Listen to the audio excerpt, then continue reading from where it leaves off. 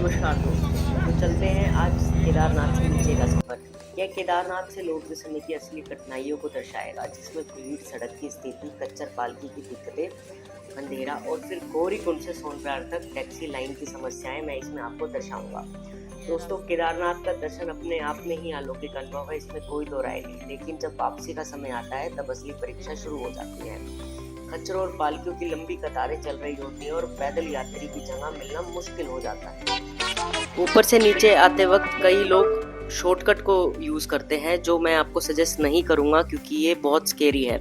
मैंने यूज करा था तो मुझे डर लगा और पीछे की तरफ मैं वीडियो बनाते वक्त गिर भी जाता अगर साथ में और ये रेलिंग ना होती, और ये रेलिंग भी टूटी हुई थी एक्चुअल में। तो मैं आपको बताना चाह रहा था कि ऊपर से नीचे आते वक्त रास्ते पर भीड़ बहुत ज्यादा होती है। कई जगहों पर रास्ता इतना संकरा हो जाता है कि धक्का मुक्की की भी स्थिति बन जाती है।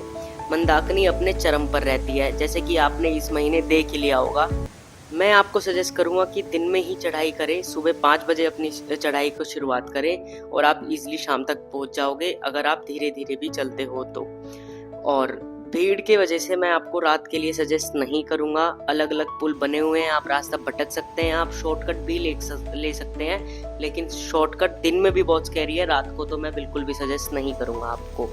सबसे बड़ी परेशानी तब आती है जब अंधेरा छा जाता है। अब जैसे कि आप आगे देखेंगे कि रास्ते में लाइट की सुविधा लगभग ना के बराबर है, और रास्ता जैसे आप ऊपर देख चुके हैं कि इतना खराब है जिसकी कोई हद नहीं। मोबाइल टॉर्च ही सारा बनती है और भीड़ में संभल कर चलना पड़ता है हमें।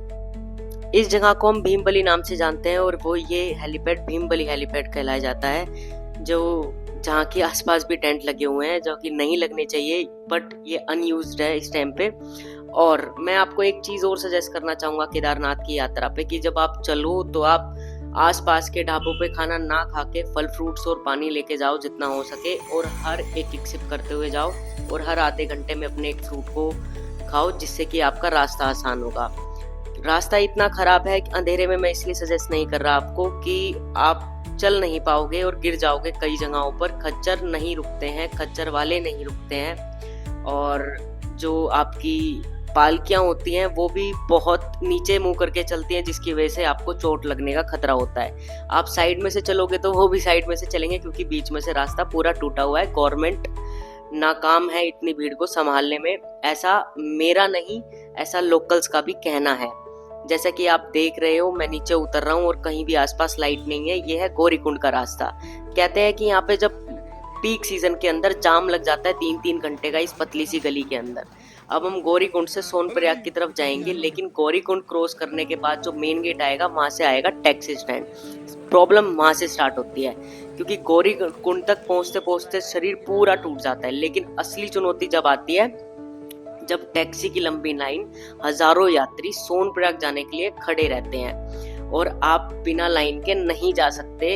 ये आपको ही पता है, जब आप घंटों इंतजार करोगे तो दूसरा बंदा आपको नहीं जाने देता है। लेकिन मेरे लिए इजी था, क्योंकि मैं सोच रखा था कि मैं वॉक करके ही जाऊंगा अगर मेरे को इतनी लंबी लाइन ही फेस करनी पड़ रही है, क्योंकि 4 किलोमीटर 5 किलोमीटर का रास्ता था। और अगर मैं आपको भी यही सजेस्ट करूंगा कि 5-5 घंटे एक जगह रुकने से अच्छा है कि आप धीरे धीरे करके 4 किलोमीटर को क्रॉस कर लो। कोई चढ़ाई नहीं है, बस उतार उतार है। और सोनप्रयाग आने के बाद सबसे बुरी हालत होती है डीजल और पेट्रोल की, क्योंकि आपने जैसे पीछे जाम में देखा कि कितनी भीड़ है, कितनी गाड़ियां हैं, जिसकी वजह से सांस लेने में मुश्किल हो जाती है। आदमी ऑलरेडी थका हुआ होता है, और उसके बाद जब पेट्रोल और गौरीकुंड में डीजल की स्मेल होती है तो वो जीने ही नहीं देती है। यही मेरे साथ हुआ कि मैं सोनप्रयाग पहुंचा हूँ, बस मैं नहाया हूँ, फ्रेश हुआ हूँ, और उसके बाद मैंने गाड़ी उठाकर मैं आगे की तरफ चल दिया। मैं ऐसी जगह देख रहा था जहाँ पे डीजल और पेट्रोल की स्मेल ना हो और मैं वहाँ इजीली रुक जाऊं, और वो मुझे जगह मिली फाटा। वहाँ पे मैंने एक होटल लिया। सो हेलो गाइस, कैसे हो आप सब लोग? अच्छे होंगे मैं, आई होप। और मैं हूँ इस टाइम पे फाटा में। रात को 10:30 बजे आ गया था होटल के अंदर, और 12 बजे तक सो गया था, 12:30 बजे तक आई थिंक, खाना वाना खा के। काफ़ी थक रहा था, तबीयत ख़राब हो रही थी, दवाई ली थी, तो उसकी वजह से भी इस तरह की हालत हुई।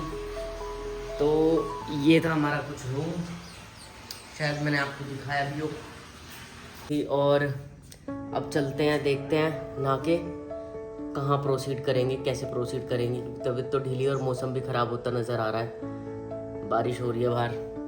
अब देखते हैं आगे क्या करना है। तो भाई जब खाने के लिए आ गए हैं, ये हमारा ब्रेकफास्ट आज का। गाइज ये है केदारनाथ से रुद्रप्रयाग जाते हुए भैंसरी गांव के सामने का नज़ारा, और मैं शब्दों से बयान नहीं कर सकता हूँ इसे कि ये कितना खूबसूरत है। ये है, इसे कहते हैं कुदरत, इसे कहते हैं कुदरत की खूबसूरती, जिसमें इंसानों ने अपने हिसाब से छोटे छोटे फूल लगा के और सजा दिया। देखना जरा यार, नज़ारा देखो जरा यार आप। सारी थकान खत्म हो जाती है, पर यार फिर भी ट्रैफिक बहुत है, जिसकी वजह से यहाँ की वनस्पति और फ्लोरा एंड फौना सब पे इम्पैक्ट आ रहा है। सारी चीज़ों पे इम्पैक्ट आ रहा है, क्योंकि गर्मी इतनी हो चुकी है यहाँ पे, पोल्यूशन इतना हो चुका है यहाँ पे। मैं केदारनाथ में गौरीकुंड, सोनप्रयाग स्पेशली इन 2 जगहों पे रुक नहीं पाया, क्योंकि इस पूरे एरिया में सिर्फ डीजल की स्मेल थी, धुएं की, डीजल पेट्रोल की स्मेल थी प्रॉपर तरीके से। मुझे वहाँ से रात को निकलना पड़ा, जबकि सांस लेने की भी हिम्मत नहीं थी। गाइस दिल्ली से बहुत गहरे गहरे गड्ढे आते हैं, बहुत गहरे गहरे, मतलब बस उनको कमाने से मतलब है, कमा के यहाँ इधर उधर परेशान करने से मतलब है। सड़क गाड़ी का एक अक्षर नहीं आता चलाने का, परेशान करेंगे जितना हद नहीं, आगे से हटेंगे नहीं साले नीच। अरे नहीं आती, मंदी मंदी चला लो, सीख जाओगे, कोई दिक्कत नहीं। अरे पर साले रास्ता तो दे दो, रास्ता भी ना देते सरे मेरे। अब यहाँ चलते हैं, राम मंदिर देखते हैं और देवप्रयाग संगम देखते हैं, और देखते हैं कुछ खाते हैं। देवप्रयाग संगम जाते हुए आइसक्रीम सैंडविच। जब आप अकेले जाते हो ना, तो आप छोटी छोटी अचीवमेंट्स अपने ऐड करते रहते हो, जो सिर्फ आपको पता होता है और जो आपको लाइफ में फ्यूचर में बूस्ट करती रहती है। नहीं यकीन तो एक बार ट्राई करके देखो, सब इजी है अगर ठान लिया तो, जेन्युइनली। मैं इस टाइम देवप्रयाग राम मंदिर में जा रहा हूँ। इफ़ आपको वीडियो अच्छी लगी हो तो please like, subscribe and share guys, and please support. आगे और भी एडवेंचर्स देखने को मिलेंगे if you guys support. Thank you.